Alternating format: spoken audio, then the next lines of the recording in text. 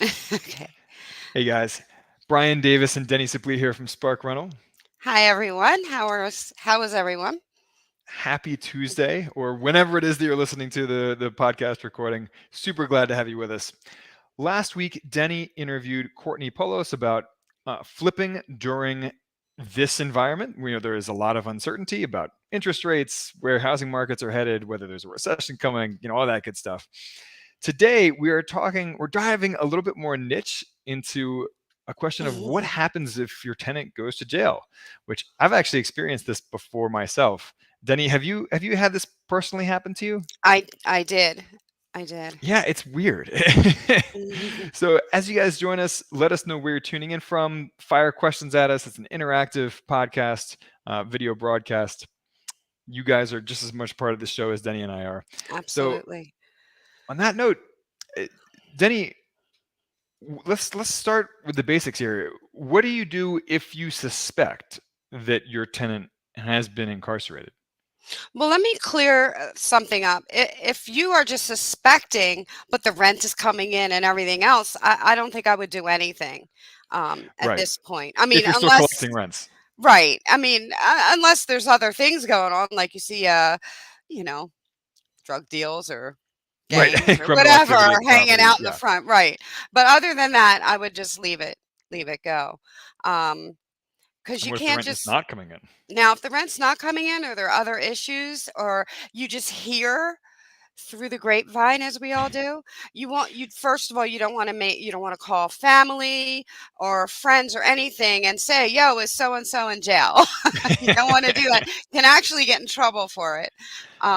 What you do want to Even do, though it's public information, if someone gets it is, booked. but there are legal ramifications in certain instances where a family could say different things. And then if you go ahead and try, to evict, say, not so much based on non-payment, but say there is issues like, um, damage to the unit or people hanging out or something like that, then you could get into some hot water. So it's best not to just, you could call them and say, how is so and so? I haven't heard from them. I'm a little concerned, but stay away from the circumstances. Can you ask And if they are still residing in the property? you could, yeah, just be vague. Say, "Oh, are you behind bars?" Um, and then, oh, Shawnee Dixon, this has happened to someone I know. I think that if you've been in this business long enough, it You'll probably encounter it. has happened. I was lucky, um, ironically, the person who, the situation I knew, he was on work release. So he continued to pay for Mm, his rental and his family took care of it and made sure the heat was on, trash was out and all that stuff. So okay. it was, and they came to me. So I wouldn't have known. But so that was a little bit easier of a situation. Now when you have another situation where they're not paying rent and whatnot, um, there are several ways that you should handle this. Um, in most states, we as landlords have the obligation to secure the unit. So, what this means is, maybe there was a raid and windows are open and the doors left open or something like that. You do have the right to go in, secure the place and everything else. Or what if it's in the middle of winter and the heat's turned off?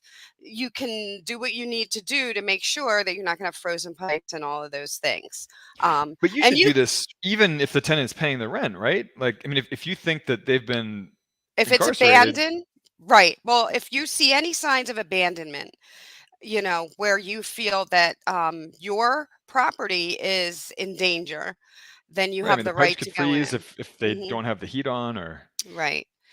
Um, Now, say you go in and everything's out of there. There's nothing in the refrigerator, all the furniture's out. Maybe the family came in and took everything out. You can then go through the normal eviction procedures and, you as an probably, abandoned unit. right. And you're probably not going to Yeah. have too much. You can also, and then when you start eviction procedures, make sure that you are following your state's letter of the law, the notices and everything else. You would send them to the unit unless you have another address for it. But for the most part, you would send Like it the county directly jail. to the unit. Yeah, really. Oh, maybe he has mail forwarded there. But anyway, so you want to do that. A lot of times you'd be surprised.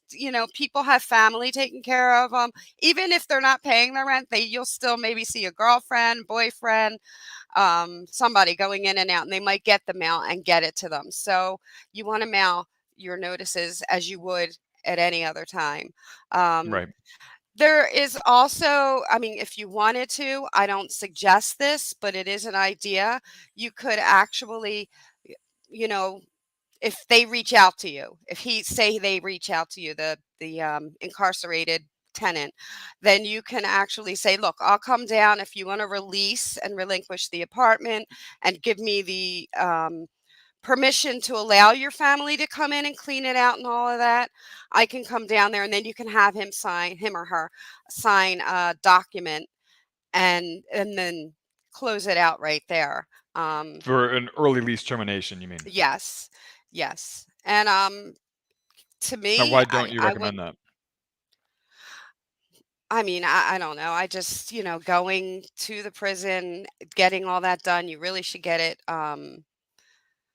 Notarized? notarized. So you got to bring somebody else or a witness. And I mean, do you really want to take your day and go to the county jail? I mean, But it might be worth it to close out that lease contract cleanly, right? oh, right. And if it's that easy, like if this tenant is contacting you and then it's not that far, you're not driving 3 hours to do this, then Right. it probably makes sense to do it.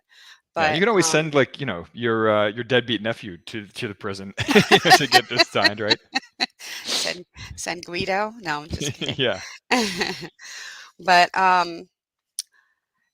anyway, so those are the things that you want to do. You want to start eviction if you need to, if the rent's not coming in. If the rent's coming in, I would just leave it. Just make sure it's not abandoned.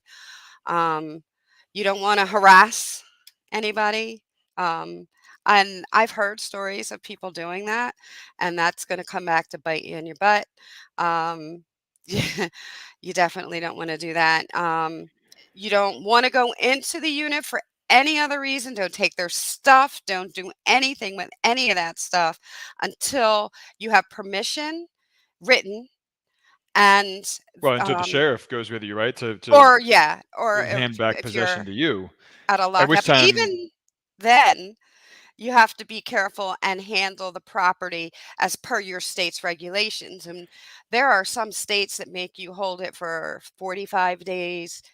yeah, at your own Pennsylvania's expense, 30. Yes. storing the yeah, and some cities, there are some very tenant friendly cities with anti-landlord laws that we talk about all the time, uh, that have just crazy regulations on this side, where the tenant can abandon their junk in the property, Hmm. and you as the landlord still have to pay to store it even after the eviction for months afterwards.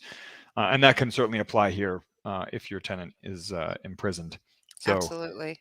these are reasons to avoid areas with anti-landlord laws. um, it's funny. So Shani Dixon says that for the person that it happened to, that she knows, she says, I happened to see it in the online newspaper by chance. The Oh, owner wow. had no idea that their tenant had been arrested and incarcerated. Wow. And I But that mean, generally, you're not going to know if everything is good. And if it's the if you keep middle of the receiving the month, rent, you're yeah. not going to know till rent's due again. Unfortunately, unless you have some kind of inkling, or like I had maintenance people that would tell me if an apartment was abandoned or whatnot. So I mean, it's kind of like, oh my goodness, he was for murder. Yeah, so in the comments, for everyone listening, Shani said that that tenant had been arrested for murder, unfortunately. Um, So chances are he's not going to have work release. well, I suppose that's true, Denny. So, I guess, yeah, that's all I have for today. Um, again, don't throw away their stuff. Don't take anything. If you have to, inventory it. He never came back. Shani Dixon just said, "I would assume so." That's But I'll yeah, leave. bottom line here is you really have to follow your state and city eviction laws to the T, document everything, CYA, right? Um, because you may be challenged later either by the tenant when they get out of prison or by their family members. So you really have to cover your ass here Right. and just document everything, cross every T, dot every I when it comes to your state's eviction laws and city eviction laws. And the legal ramification that I was talking about, like if you ask a family, would come like say that, this guy is in for murder. Technically, until he has his court hearing, he's not a murderer.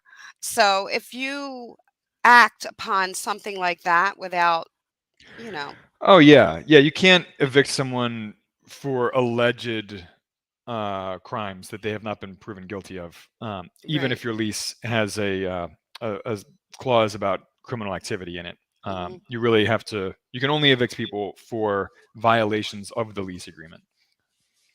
Exactly. All right. And I On that think note, that's it. uh, we will see you guys next Tuesday. Stay in touch. Let us know what you want to hear about in the coming weeks, and we will catch you guys on the flip side. We are. And I'm going to be a grandmother tomorrow. I'm very excited. Another grandmother, Congratulations. to my 11th. Thank 11th. you. Yeah. Yep. Coming Well, tomorrow. congratulations again, Deni, and Thanks. we'll see you guys soon. All right. Bye.